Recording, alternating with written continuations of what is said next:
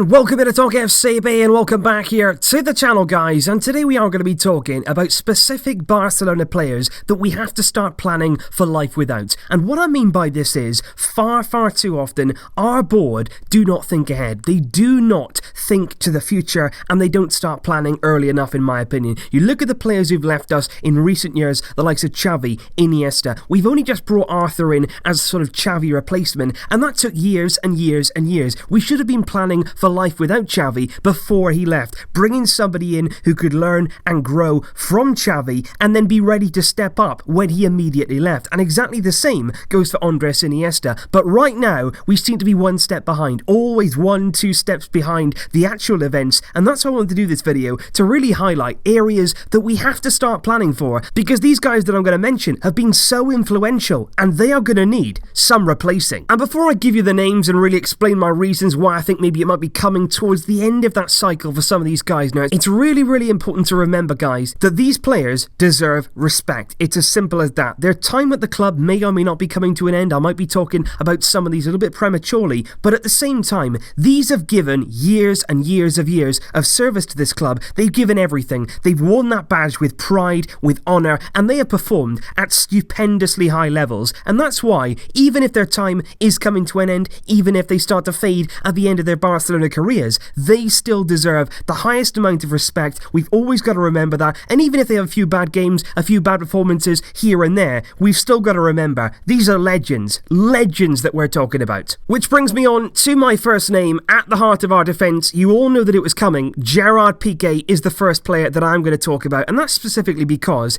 even he realises his future in football, it's not going to be all that too much longer. You don't feel like Gerard Piqué is going to be a guy playing until he's 35, 36 years old. I think Piqué may end up retiring a little bit earlier than that. I do think that he's somebody who obviously absolutely loves football. He loves Barcelona. He's been an incredible player, as I'm going to come on to. But you can see already he's starting to do a lot of things outside of football. He's involved in a lot of business ventures. He's involved very heavily in the tennis world. And I think right now he's already planning for life after football. And the fact that he's doing that means that we should be doing the same. We should be planning for life without Gerard Piqué. Because look, there's no denying that over his time at the club, since he returned in 2008, he has been sensational. He established himself at the heart of our defence under Pep Guardiola, and he has never ever looked back. He's won everything there is to win in the game of football. He's won many of the titles multiple times, and he's somebody who over his time here, he understands the club, he understands the fans, he understands that expectation, and the way that he goes about his work, he really does care. And he's a centre-back who epitomises the Barcelona style of play. He's so incredibly comfortable on the ball. He plays out of the back with ease. He's calm under pressure. He's always read the game extremely well. And those are the kind of characteristics that we simply must find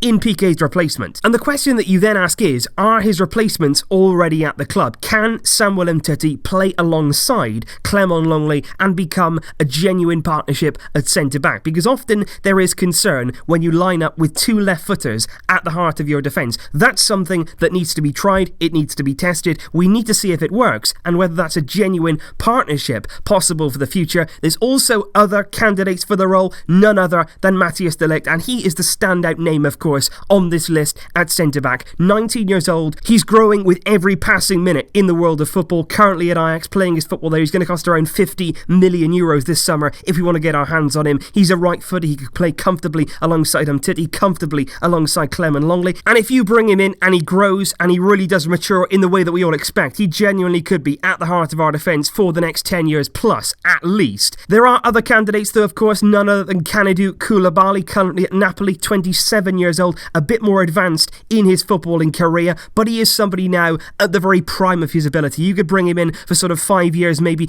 6 pushing it, and he is somebody who's incredibly strong, incredibly good defensively, but also so good with the ball. He's been brought up under Sarri at Napoli. He's really enjoyed that style of play, and even though Sarri's gone, he's still demonstrating week upon week how good he is with the ball at his feet. As a ball-playing centre-back, he could be a brilliant option, but I think he would be even more expensive than de Ligt, and for that reason, potentially, you'd lean towards the Dutchman. The next player that we simply have to discuss is Sergio Busquets, who granted is only 30 years old, and I'm not saying that Sergio Busquets is coming towards the end of his time here, but what I'm saying is we have been discussing now the heir to Busquets for several years. How much longer is it going to go on before we actually bring somebody in or give somebody a chance in that role to really start establishing themselves before Busquets leaves? Because if he goes and we have nobody to replace him, it's going to be exactly the same situation as Xavi leaving, exactly the same situation as Iniesta leaving, and we're going to find ourselves in a real mess, because this man has been an integral part of our team, and we really have built our entire system in that midfield around Sergio Busquets. He's been there for 10 years, and he has been, much like GERARD Piqué, a sensational player for this football club. Absolutely unbelievable in his position, the best in the world, undoubtedly, which actually makes finding a replacement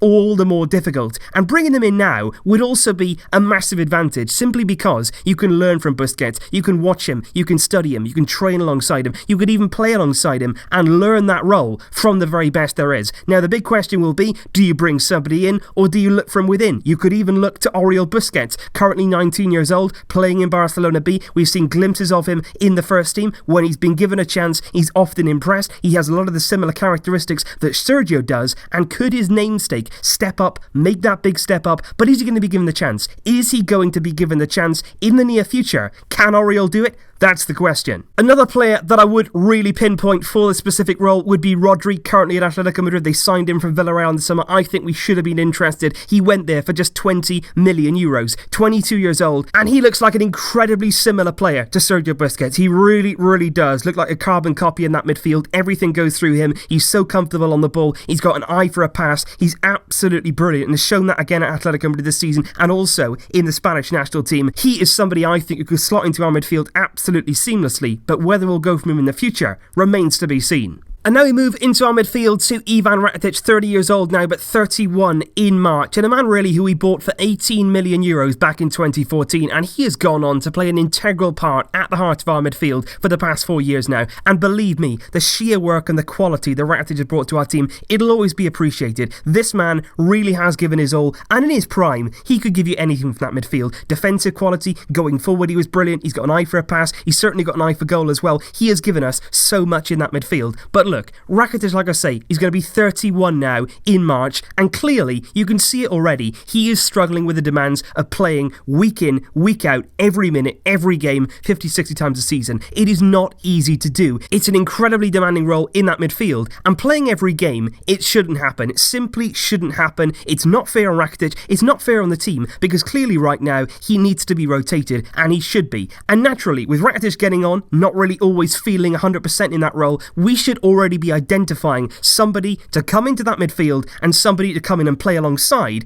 Arthur Melo in the near future. Frenkie de Jong would be top of my list, 21 years old, another player at Ajax, the school of football there, learning the way of Barcelona, learning the way that Cruyff taught. That is the place to do it, and that is the place to develop. And De Ligt and De Jong have both been going through that process, and they both look like incredibly big talents. Another 50 million euros would probably go out there to get De Jong on your hands. You've got other options as well, but I think De Jong really does have all the characteristics, all the Barcelona material to come into that midfield, really make it his own, and alongside Arthur, that looks like a fantastic duo. It really, really does. And finally, guys, we do look to our number 9 position, and Luis Suarez, 31 now, he's going to be 32 in less than 3 months' time. And look, a player who has been absolutely sensational for us since he joined again back in 2014, and another player really whose service to the club has paid that transfer fee back over and over and over. Rakitic and Suarez brought in the same summer, and they were incredible. Together, they have been sensational. But even Suarez knows that we should already be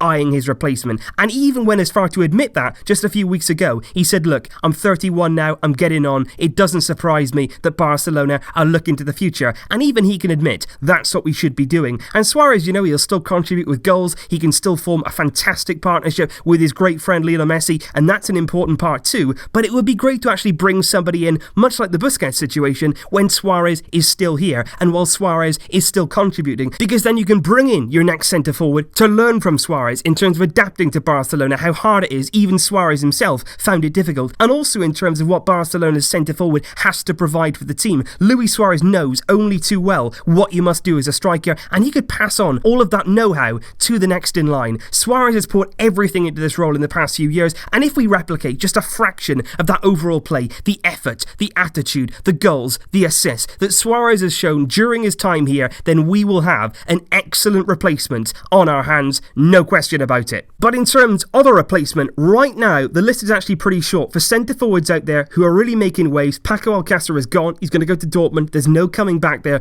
Instead, we're having to look elsewhere. You look at PIQUÉ, the 23-year-old Polish striker, currently playing in Serie A for Genoa. We've been scouting him very, very heavily this season, simply because he started the season in electric fashion. A prolific start of the season. He shot to the top of the Serie A top goal scorer charts with 9 goals already this campaign, and that's the kind of form that Barcelona were looking at, really looking closely to see if he could be the man to replace Luis Suárez. But the problem with PIQUÉ, he's not scored now in his last 5 in the league, so it'll be very interesting to see how he bounces back from this dry spell and whether or not we pursue our interest in the Polish striker any further. Another man linked would be TIMO Werner, still only 22 years old, a lot of time to grow, a lot of time to develop. He's been on the radar of many of the elite clubs right around Europe over the last year or so. He enjoyed a very, very strong campaign last season with RB Leipzig, and despite a disappointing World Cup with Germany, he has started the season well once again with Leipzig. 6 Bundesliga goals so far, and certainly somebody who fits the Barcelona style. He's got a lot of pace, a lot of raw pace, getting in behind. His movement is often very good. His first touch is decent. He's got good hold-up play,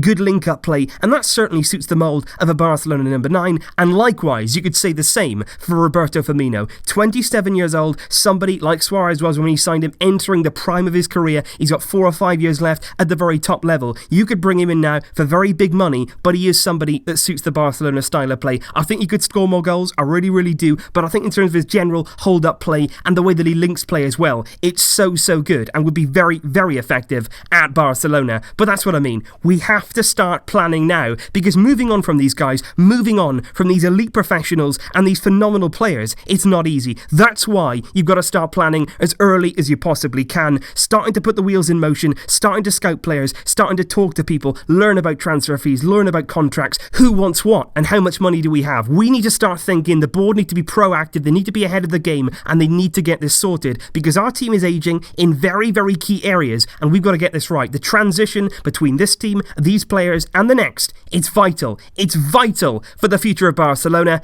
and all this, of course, comes before we have to start talking about life after Lionel Messi. And I don't want to go there. Don't make me go there. But guys, let me know your thoughts. Let me know your thoughts on these players. Like I say, I'm not saying their time is over. I'm not saying they're done at Barcelona. I absolutely hate the phrase finished when we're talking about legends, when we're talking about real icons of the club. Let me know your thoughts in the comments down below, guys. What you think, though, with regard to replacements. And as always, guys, I will see you very shortly with more videos. But until then, as always, Visca el Barça!